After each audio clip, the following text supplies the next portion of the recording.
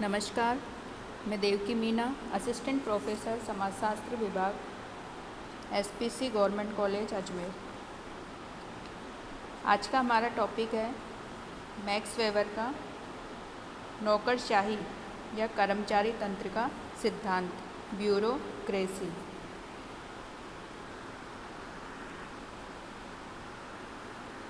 तो सबसे पहले हम देखेंगे नौकरशाही का अर्थ या कर्मचारी तंत्र का अर्थ क्या है। तो मैक्स वेबर ने नौकरशाही का आदर्श प्रारूप यानी कि आइडियल टाइप प्रस्तुत किया है और इसमें उन्होंने नौकरशाही की विशेषताओं, उत्पत्ति और उसके कार्यों पर अपने विचार व्यक्त किए हैं। प्राचीन समय में नौकरशाही की हम बात करें तो नौकरशाही है जो प्राचीन समय से चली आ रही है और पहले नौकरशाही वंशानुक्रम पर आधारित होती थी, यानी कि राजा जो भी शासक होते थे अपना शासन पद्धति चलाने के लिए किसी न किसी प्रकार की नौकरशाही पद्धति को काम में लेते थे। लेकिन ये जो नौकरशाही पद्धति थी ये वंशानुक्रम पर आधारित थी और इसमें जो अधिकारी होते थे उनको किसी भी प्रकार के कानूनी अधिकार नहीं थे और न ही उनको कोई आर्थिक सुरक्षा प्राप्त थी। और इस प्रकार की जो नौकरशाही थी प्राचीन समय में वो मनमाने ढंग से चलाई जाती थी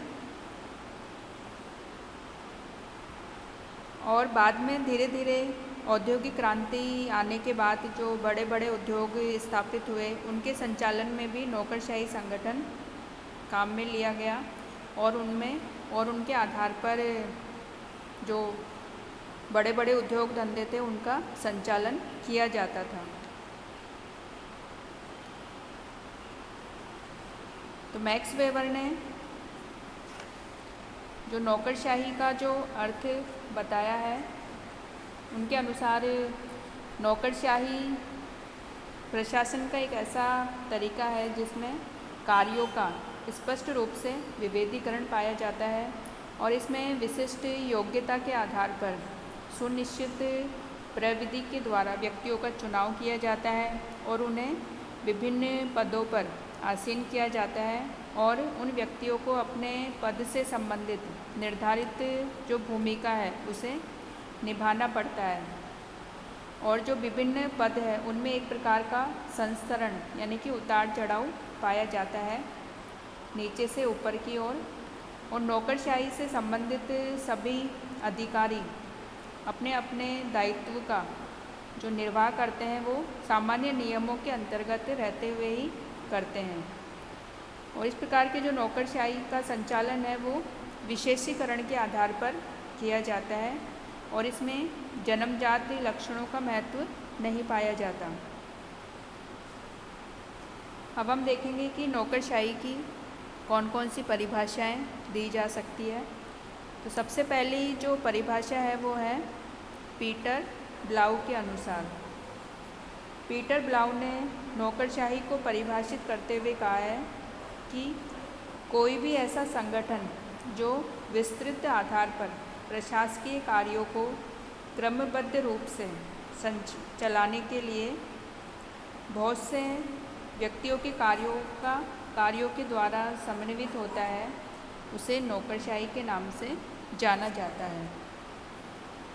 यानी कि पीटर ब्लाउ ने नौकरशाही को व्यक्तियों का एक ऐसा संगठन माना है जो कि प्रशासकीय कार्यों को क्रमबद्ध रूप से चलाने में सहायता करते हैं।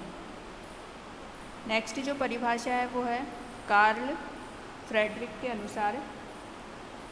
इन्होंने बताया है कि नौकरशाही तंत्र उन लोगों के पद सोपान, कार्यों के विशेषीकरण एवं उच्च स्तरीय क्षमता से युक्त संगठन है जिन्हें इन पदों पर कार्य करने हेतु विशेषतः प्रशिक्षण दिया जाता है। तो इस प्रकार कार्ल फ्रेडरिक ने नौकरशाही के अंतर्गत जो व्यक्ति काम करते हैं उनकी क्षमता और उनके प्रशिक्षण पर विशेष जोर दिया है, यानी कि ट्रेनिंग पर जोर दिया है, जिसके आधार पर फिर वो बाद में अपना काम करते हैं। अगली जो परिभाषा है वो है बर्नार्ड शाह के अनुसार।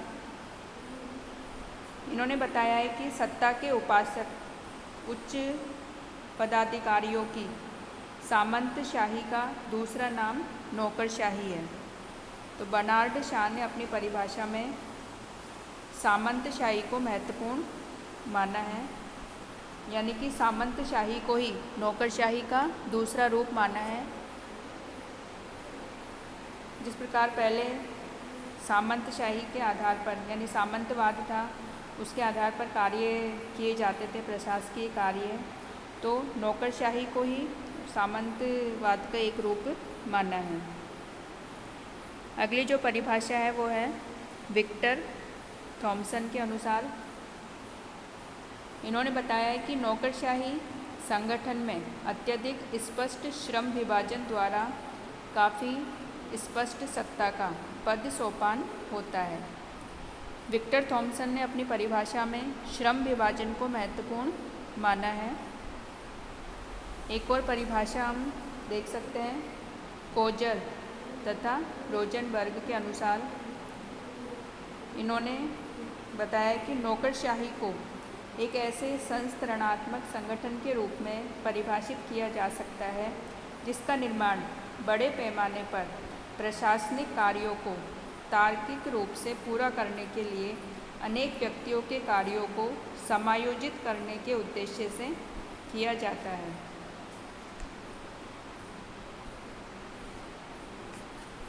तो ये नौकरशाही की परिभाषाएं हैं जिसमें नौकरशाही के अर्थ को और अधिक स्पष्ट किया गया है।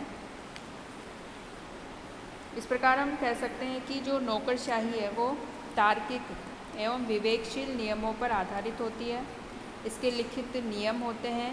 इसमें अधिकार, सत्ता तथा दायित्वों का संस्तरणात्मक विभाजन पाया जाता है और जिसका उद्देश्य किसी औद्योगिक, राजनीतिक, व्यापारिक, धार्मिक, शैक्षणिक या किसी भी प्रकार के संगठन के उद्देश्यों को प्रभावशाली ढंग से प्राप्त करने के लिए इनका प्रयोग किया जाता है।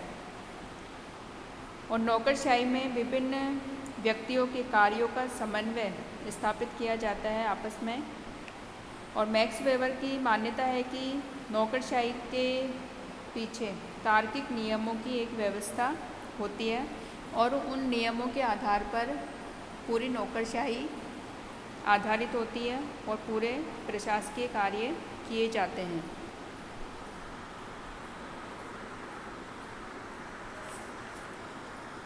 अब हम देखेंगे कि नौकरशाही के कारण कौन कौन से हैं, किन कारणों से नौकरशाही की उत्पत्ति हुई है। तो सबसे पहला जो कारण हम देख सकते हैं वो है पूंजीवादी व्यवस्था। जैसा कि अभी मैंने बताया कि औद्योगिक क्रांति के बाद पूंजीवादी व्यवस्था आई और इसका पूर्ण रूप से विकास हुआ और पूंजीवादी व्यवस्था के साथ ही बड़े बड़े उद्योग धंधे स्थापित हुए और इन उद्योगों के काम को सुचारू रूप से चलाने के लिए नौकरशाही का धीरे धीरे विकास हुआ। यानी कि नौकरशाही पूंजीवादी व्यवस्था के साथ घनिष्ठ रूप से जुड़ी हुई है। अगला जो कारण हम देख सकते हैं वो है मुद्रा पर आधारित अर्थव्यवस्था। यानी कि मुद्रा पर आधारित जो अर्थव्यवस्था है वर्तमान में, इसने नौकरशाही के विकास में महत्वपूर्ण योगदान दिया है और मुद्रा के प्रचलन से पहले वस्तु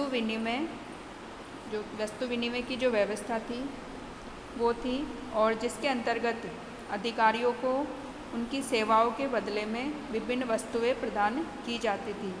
परंतु जैसे जैसे मुद्रा का प्रचलन प्रारंभ हुआ, अधिकारियों को मुद्रा के रूप में भुगतान किया जाने लगा और वे वेतनभोगी बन गए।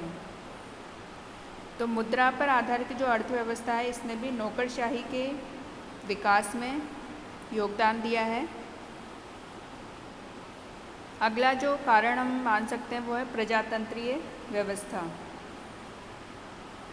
यानी प्रजातंत्रीय व्यवस्था के विकास ने नौकरशाही के विकास में महत्वपूर्ण योगदान दिया है और जैसे जैसे प्रजातंत्री व्यवस्था की स्थापना होती गई, विकास होता गया, उसी से आधुनिक जो राज्य है उनके कार्यों का विस्तार होता गया और कार्यों के विस्तार के साथ ही प्रशासन के जो क्रियाकलाप है उनमें जटिलता बढ़ती गई और इन जटिल क्रियाकलापों को संपन्न करने के लिए, सफलतापूर्वक संचालन के लिए नौकरशाही का धीरे धीरे विकास हुआ। और इसी प्रकार गुणात्मक दृष्टि से भी प्रशासकीय कार्यों का इतना अधिक विस्तार हो गया कि उन्हें संपादित करने के लिए जो नौकरशाही है उसका विकास अति आवश्यक हो गया। तो इस प्रकार नौकरशाही के उत्पत्ति में ये जो कारण है, ये जिम्मेदार है पूंजीवादी व्यवस्था, मुद्रा पर आधारित अर्थव्यवस्था और प्रजातंत्रीय व्यवस्था।